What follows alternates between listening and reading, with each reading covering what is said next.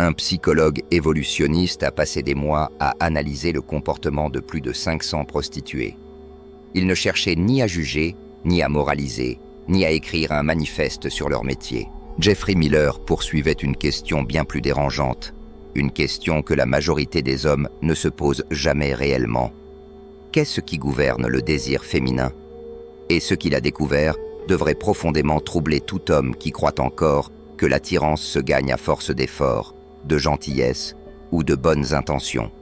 L'étude a été publiée en 2007 dans la revue Evolution and Human Behavior. Les chiffres sont froids, précis, impossibles à ignorer. Miller et son équipe de l'Université du Nouveau-Mexique ont analysé plus de 5300 journées de travail. Ce qu'ils ont mis en lumière n'est ni romantique ni flatteur. Pendant la période fertile de leur cycle, ces femmes gagnaient en moyenne 335 $ par service. En dehors de cette fenêtre biologique, la moyenne chutait à 260 $. Chez celles qui utilisaient des contraceptifs hormonaux, aucune variation significative n'apparaissait.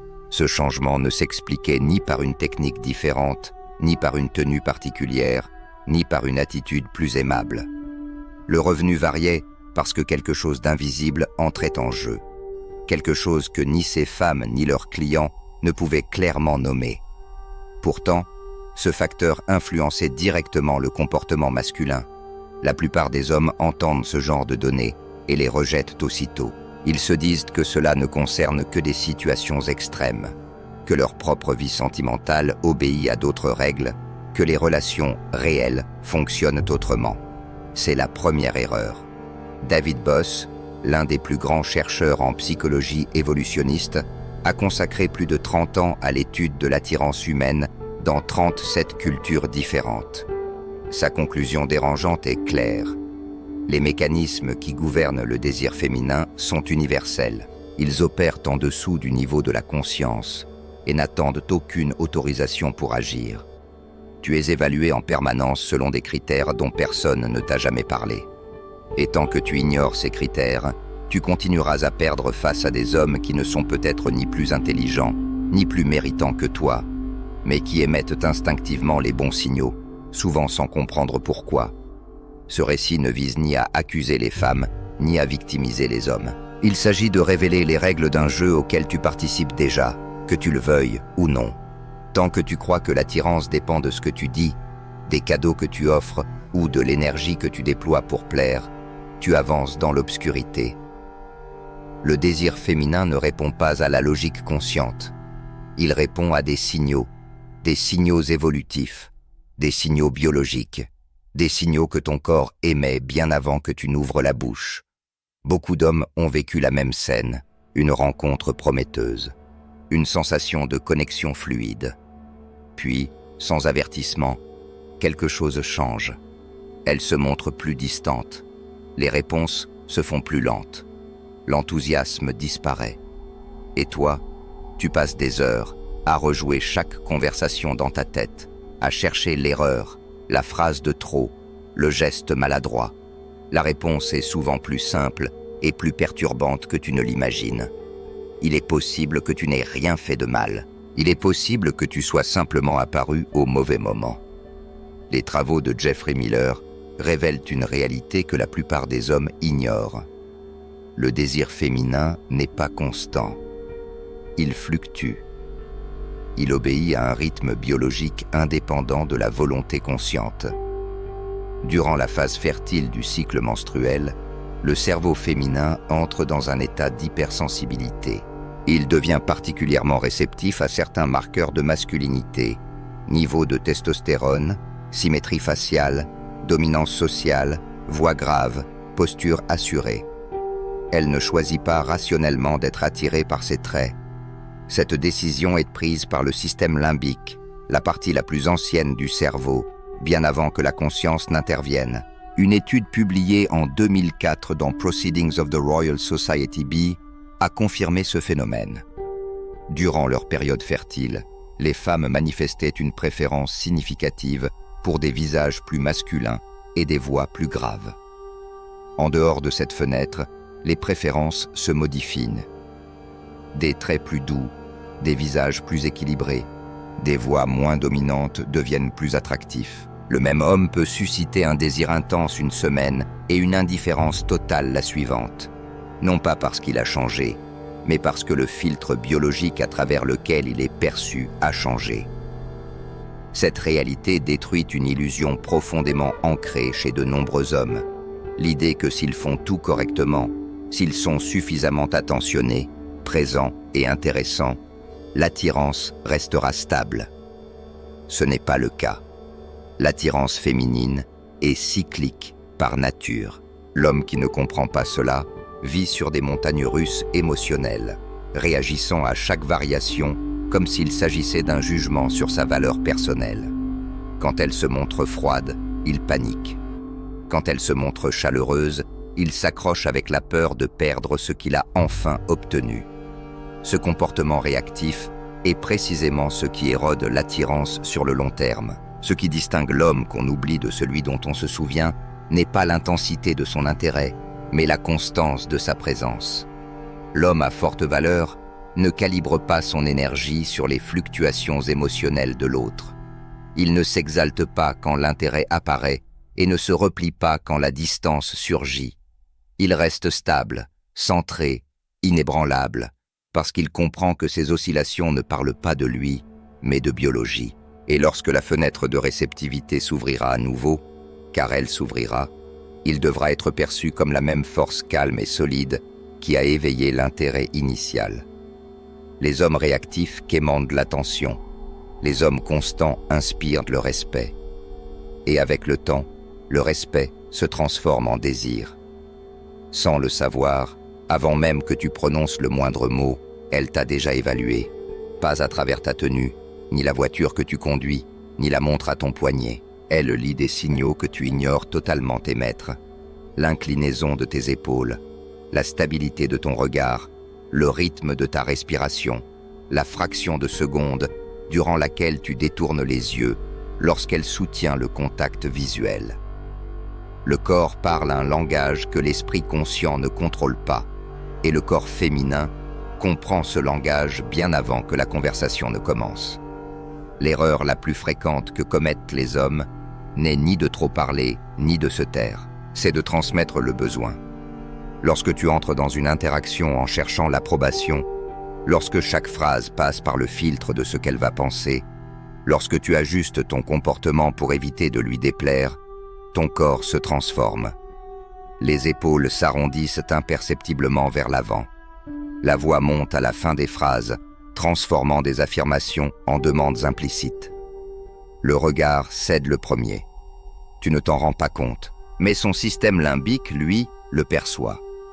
Il enregistre ces micro-signaux comme des indicateurs de faible position dans la hiérarchie sociale. Et l'attirance ne circule jamais vers le bas de cette hiérarchie.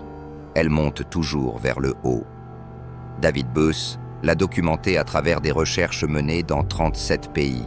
Indépendamment de la culture, de la religion ou de la classe sociale, les femmes priorisent les mêmes traits masculins fondamentaux, la capacité d'acquérir des ressources, la disposition à investir et les marqueurs d'une bonne génétique.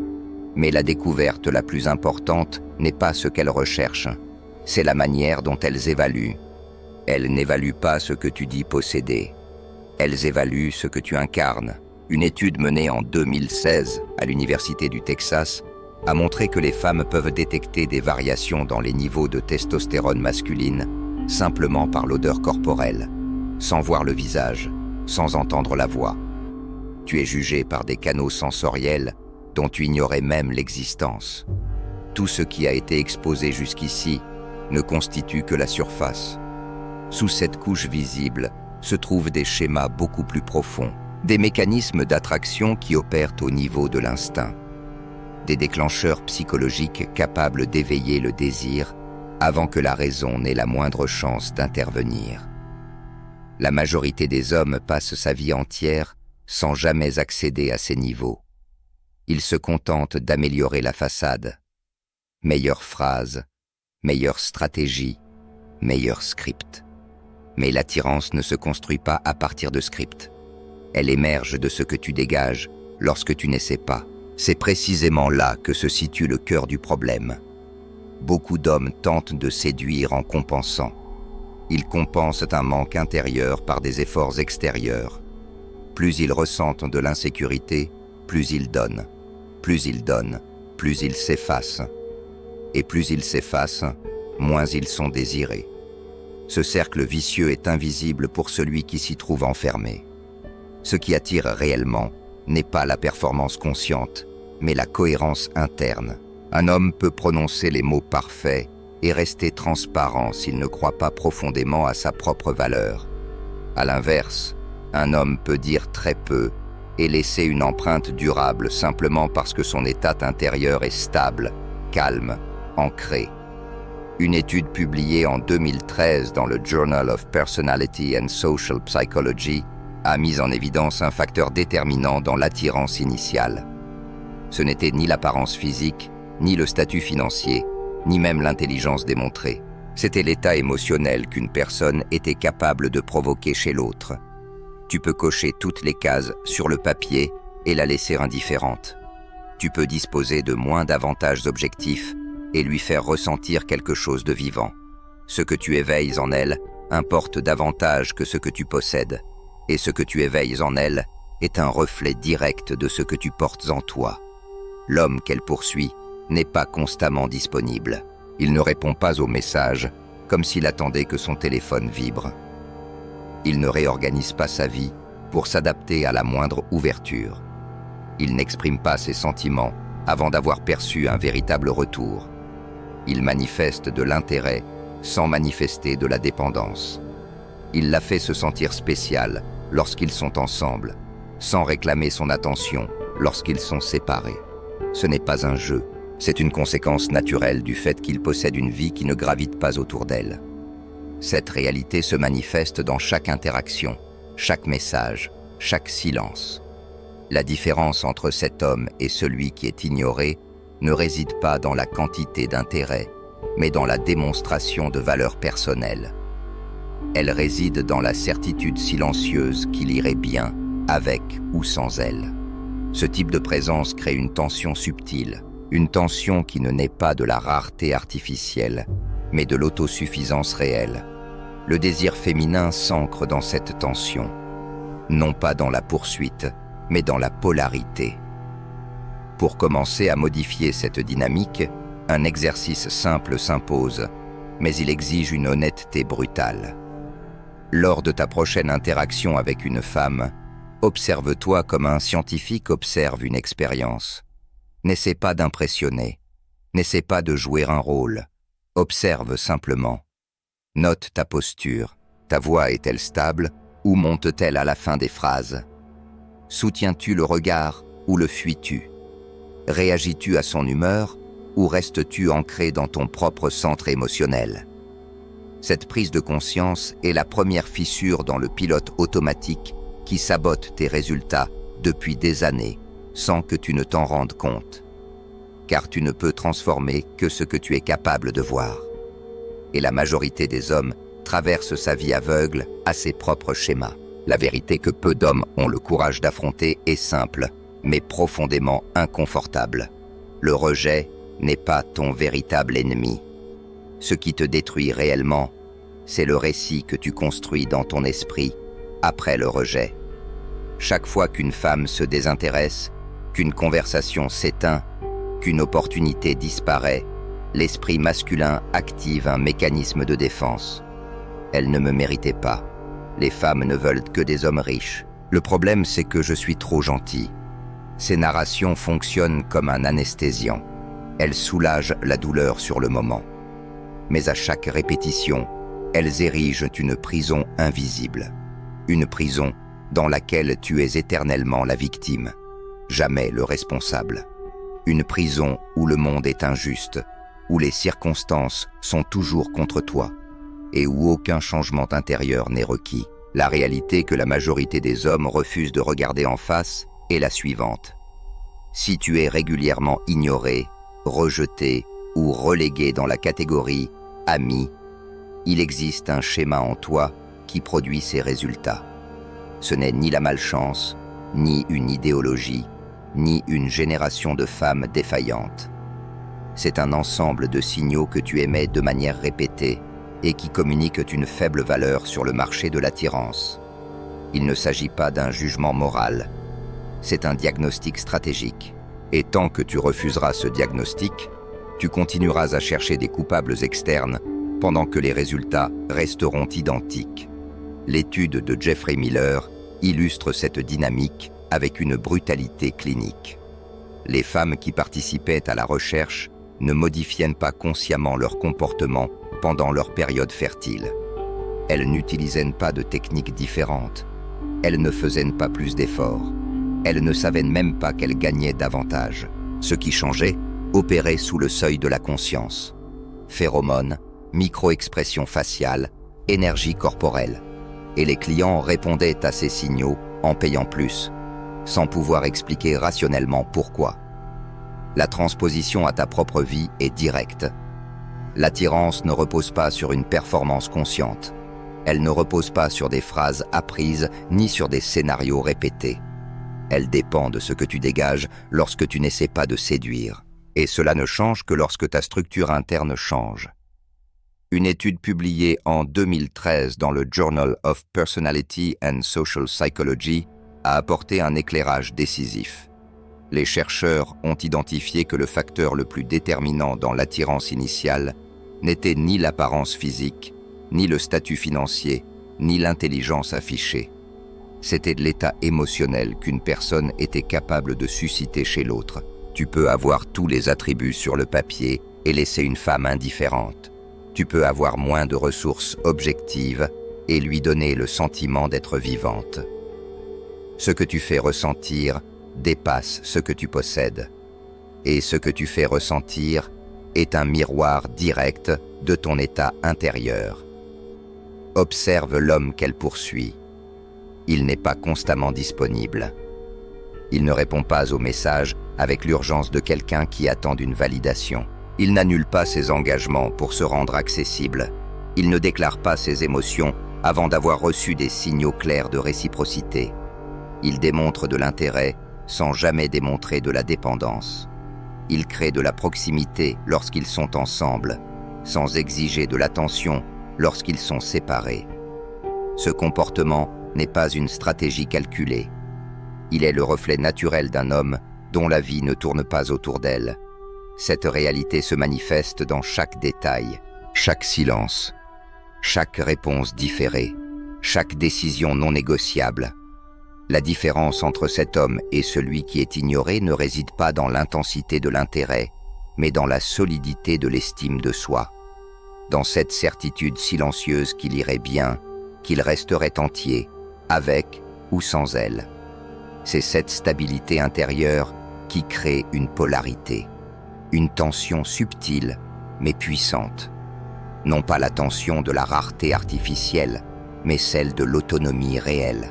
Le désir féminin s'ancre dans cette polarité, pas dans la poursuite effrénée, mais dans l'équilibre entre présence et détachement. Pour commencer à reprogrammer cette posture, un exercice simple s'impose, mais il exige une honnêteté radicale. Lors de ta prochaine interaction avec une femme, observe-toi comme un scientifique observe une expérience. Ne cherche pas à impressionner.